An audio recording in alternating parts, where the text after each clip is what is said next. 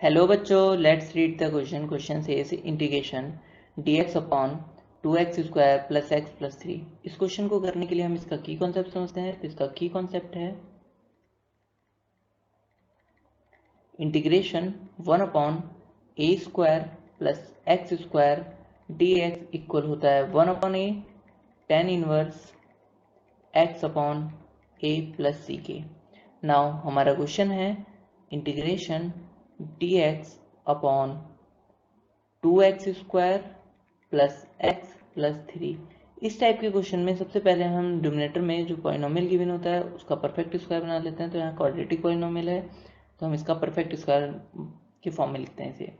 तो यहाँ पर इसको चेंज करने के लिए हम स्क्वायर को इस तरीके से लिखते हैं। 2x स्क्वायर को ये लिखते हैं हम dx upon √2x square plus x.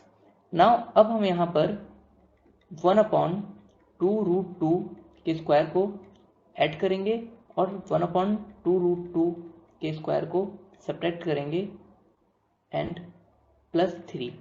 Now ये जो हो जाएगा ये पूरा कंप्लीट ये a प्लस बी का होल स्क्वायर हो जाएगा जो कि होता है a स्क्वायर। तो a स्क्वायर ये वाला टर्म हो जाएगा plus 2ab plus B square.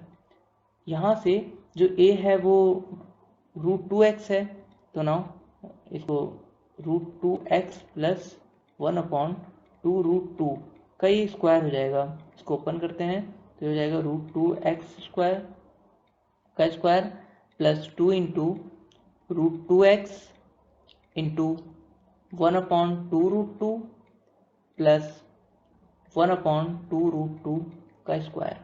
तो इससे ये टर्म कैंसिल आउट हो जाएंगे और ये बचेगा √2x का square plus x plus 1 upon 2√2 का स्क्वायर। तो नाउ यहाँ पर हम इसको लिख सकते हैं integration dx upon √2x plus 1 upon 2√2 का स्क्वायर प्लस 3 माइनस, अब जो ये माइनस 1 अपॉन 2√2 है ये हमने लास्ट में लिखा हो 1 अपॉन 2√2 हो जाएगा 1 अपॉन इसका स्क्वायर ओपन करते हैं तो ये हो जाएगा 1 अपॉन 4, 2 का स्क्वायर 4 और √2 का 2 हो जाएगा तो ये हो जाएगा 1 अपॉन 4 इंटू 2। इसको हम लिख सकते हैं integration dx upon √2x plus 1 upon 2√2 का स्क्वायर। नाउ ये है 3 माइनस 1 अपॉन 8 और ये हो जाएगा एलसीएम लेकर सॉल्व करने पर 24 माइनस 1 अपॉन 8 और ये हो जाएगा 23 अपॉन 8। तो ये हो गया प्लस 23 अपॉन 8। ना इसको हम लिख सकते हैं integration dx upon √2x plus 1 upon 2√2 का स्क्वायर √23 अपॉन 2√2 का स्क्वायर। नाउ क्योंकि हम जानते हैं 2√2 का स्क्वायर 8 होता है, 23 का स्क्वायर 23 होता है। नाउ यहाँ पर हम √2x प्लस 1 अपॉन 2√2 को लेट करते हैं t। तो यहाँ से इसका डिफरेंशिएशन करने पर हो जाएगा क्योंकि x का 1 होता है तो √2 dx और कांस्टेंट का 0 होता है तो इसका 0 हो जाएगा। √2 dx इक्वल टू हो जाएगा dt और यहाँ से dx इक्वल टू आएगा dt अपॉन √2।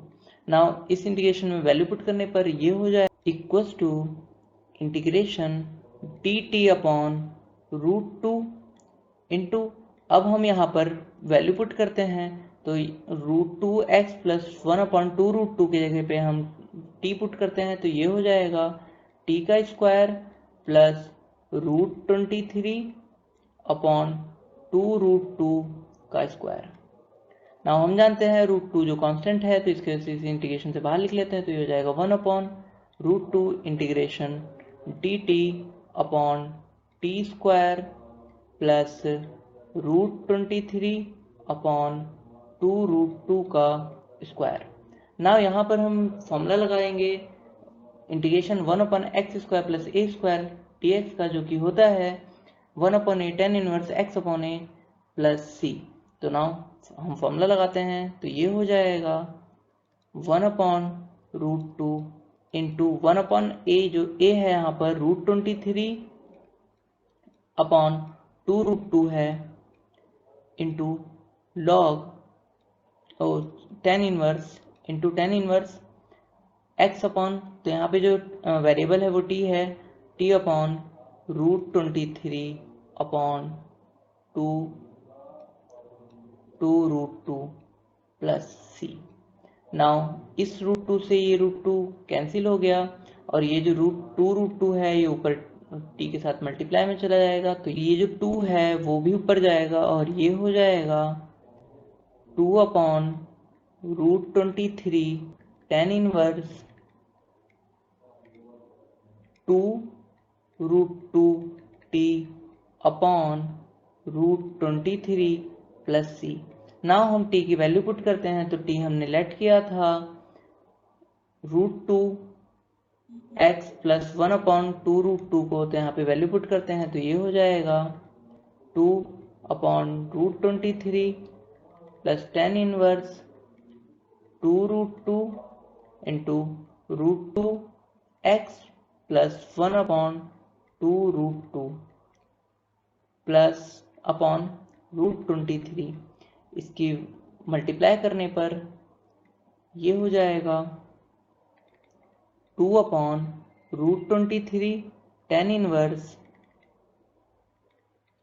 यहाँ पर 2√2 की √2x से मल्टीप्लाई होगी, तो √2 हो जाएगा, और ये हो जाएगा 4x, क्योंकि 2 इंटू 2 4 हो जाएगा, तो 4x प्लस इसकी मल्टीप्लाई जब इस टर्म से होगी तो ये 1 बचेगा, अपॉन √23 प्लस c। तो हमें इस क्वेश्चन में इंटीग्रेशन की वैल्यू फाइंड करनी थी, जो कि इसके इक्वल आया है। So most appropriate answer is 2/√23 tan inverse 4x plus 1 upon √23 plus c. Hope you understood it well. Best of luck. Thank you.